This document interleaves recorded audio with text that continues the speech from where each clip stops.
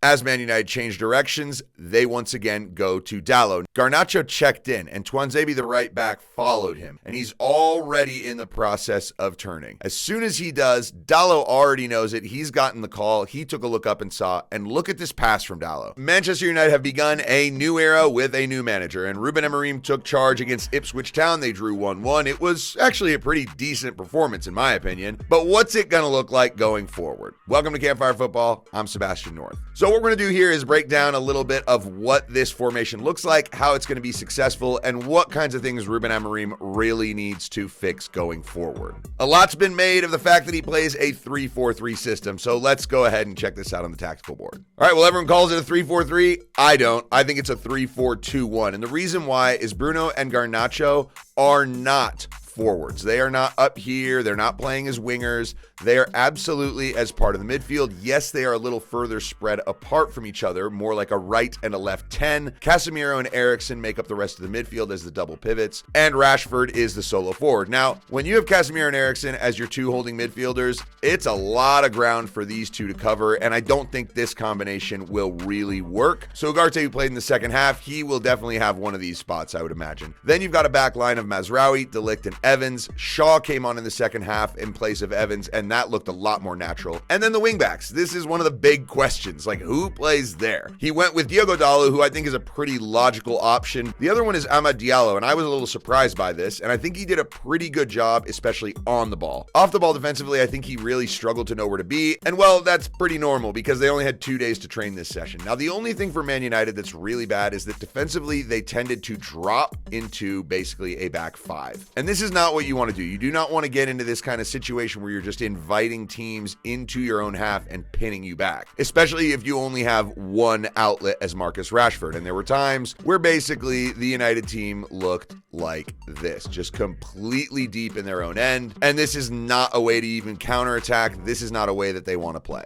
So let me show you what this looks like in action in reality. Ruben Amorim. I really like this guy, honestly. Love the way he presents himself. And I do love this formation and style play. So let's go ahead and take a look at what they did. Now, Onana releases the ball. It goes to Evans. And you can see that De Ligt, the central center back, has stepped out as sort of next to Casemiro as a pivot, which allows Christian Eriksen to go forward. It also means that he gives a little bit more space to Onana, who is going to get the ball and try and play out as much as he can. So here, Evans plays the ball to Onana, and right away the press comes in. Now, Onana is never flustered in these situations. He always seems very under control, very calm. And once the Ipswich press comes in and he releases the ball out to the side, Ipswich have to keep running. And so if Man United can keep Ipswich running side to side, there will be gaps. So the ball goes out here to Mazraoui, and this is a very key part of trying to play this formation. Your wingbacks have to drop in, give the center backs an option to play the ball that's nice and easy, and if they are not marked closely enough, they can just go ahead and turn and face forward. If the attacking midfielder here, which is Bruno Fernandes on this side, is able to also receive the ball and turn, now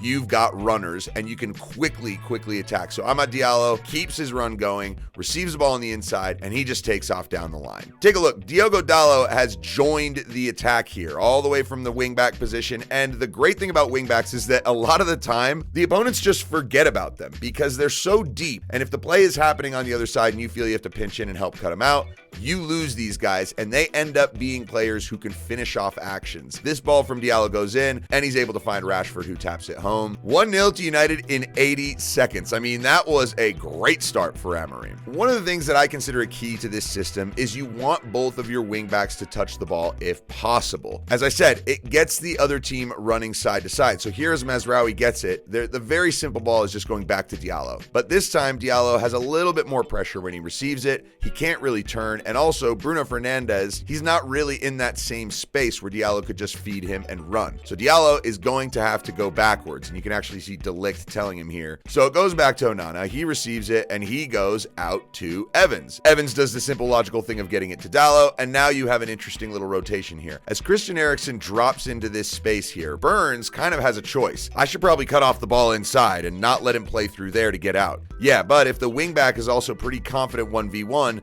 they will take you on. And so here he goes down the line, and right away you see what the benefit is of going from side to side. Bruno Fernandes wide open in the center of the field, and he can turn and go the other way out to Amad Diallo. And just just like that, you have switched the play twice and gotten in behind the other team. There were plenty of examples of these kinds of patterns in the first half. Here, De Ligt goes to Mazraoui, who looks up. Christian Eriksen tries to make a little bit of a run outside, and the reason why is he's hoping that these two Ipswich players will spread themselves apart, and then a space opens up to be able to split through to your attacking midfielder, who'd be Bruno Fernandes. That gets cut out, so you got to go the other way. As Man United change directions, they once again go to Dalot. Garnacho checked in, and Tuanzebe, the right back, followed him, and he's already in the process of turning. As soon as he does, Dalot already knows it. He's gotten the call. He took a look up and saw, and look at this pass from Dalot. That is a fantastic ball right on a plate for Garnacho, and in very, very short time, United have gone again from one side to the other and switched the ball up the field. Garnacho would actually get a shot at goal in that possession, and there were just plenty of other instances where his movement and his combinations with Dalot were really quite good. So here's another one. The ball comes across. De Ligt has it. He goes out to Evans. So this time Garnacho has checked in again, but you don't see Dalot in your picture. That's because he's a little further up on the halfway line. So Garnacho has Tuanzebe right behind him. He can't turn. So what he's going to do is he's going to lay it off to Evans, who got himself into a great little area, and the ball up the line to Dalot is on.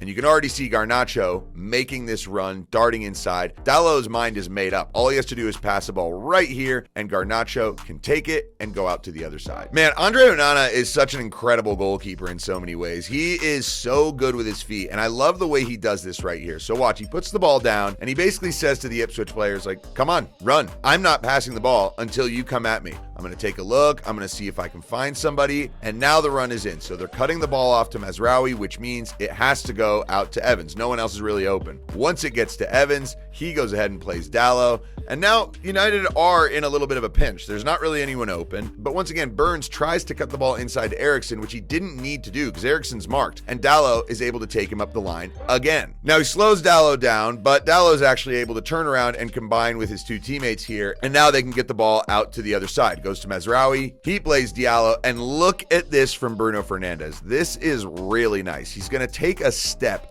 out towards the defender to make him go that way. And then he's actually just going to go towards the ball. That's really, really clever. And you can see he's just completely destabilized this player. Now, he does have Cayuste on his back, but he deals with him as well by just letting the ball run through his legs. He's able to drive forward, finds Eriksen. And now an interesting thing. Garnacho was here on the side. He's making a run from out to in. Burns has to follow him, which leaves Dalot wide open. Now, Dalot would hit a wasted cross into the box that the keeper would grab, and that was pretty much United's big problem. They struggled to create anything of note in the final third after they took the lead, but these buildups are pretty good. Here are a couple in the second half that I really enjoyed. Once again, the ball goes out to the wingback. That's Dalot on this side, and they decide to shift it back across. Now, obviously, Mazraoui gets it. Diallo has put himself in a really nice position to receive, but Ahmed is pointing forward. He's like, get this ball out because I'm going to be immediately under pressure when you give it to me. Either way, the ball comes to him. He does very well to take a right-footed touch, that's his weak foot, inside to Eriksen, and he starts to run. As the ball goes into Garnacho, he lays it off to Eriksen, who plays it forward to Ahmad, and now Garnacho is completely wide open in the midfield. I don't know why he played it up to Rashford, because the two actually get in a muddle right here, lose the ball, and then Garnacho makes a tackle and concedes a foul. That was really nice play from United, and here's one more pattern. So once again, Onana waiting for the pressure. As Hutchinson comes in, he cuts the ball out to one side, so Onana has to go the other. Now this time, Diallo stayed a little higher, and Eriksen has come into this space. This is a rotation that we saw fairly frequently. So as he gets the ball, he doesn't really have very many options. He motioned here to Mazraoui to run forward, and that actually gets Delap to run with him. Christian Eriksen turns, plays the ball forward, and it's in through a really little tight gap to get it to Rashford. Garnacho spins and runs off the side, and Casemiro can now make himself available, receive the layoff from Rashford, and now they can go forward. And who is open on the far side once again? It's your wingback, and Ipswich completely lost him, and Dalot is wide open. I think offensively, this is a very good start. Now, let's take a look at the defensive side, because this is where Man United, I think, really have their problems. So this is the defensive shape you saw United in a lot, and I think they were just being cautious. They were just dropping way off. You've got Dalot and Diallo, who aren't natural wingbacks. They didn't want to get done, so they basically dropped into a back five. Then you've got your two holding midfielders, your two attacking midfielders who are really spread apart here, and Rashford, who's alone. So Amorim's going to have to figure out this defensive shape a little bit better. They don't want to constantly be dropping too deep, but the press is going to need need some work as well. And this was true during the entire Ten Hag era. I don't think Bruno Fernandes should be the guy initiating your press because he is a midfielder and he's going to leave people open behind him. Right here, he goes to the ball, leaves Cayuste wide open. Ipswich are just going to do a nice little pattern to get around him. Casemiro goes flying in. Eriksen's close by. And by the way, you don't have any midfielders anymore because Garnacho is standing in the position a winger should be. He should probably be right about here so that he can help in some way. If Casemiro goes up, he drops in and becomes the pivot with Eriksen. Instead, Garnacho's way too high and Ipswich are able to just get out. So here's another counterattack. And once again, the midfield is such a problem. As soon as this ball goes into Morsi here, Casemiro's already running. He shouldn't be. This should be Marcus Rashford trying to close in on the ball or Garnacho going in. And Garnacho is where he was because United had the ball. But now he's got to get himself back in the center part of the field. The problem is, as soon as Morsi plays this ball back, look at United. They have all four of their midfielders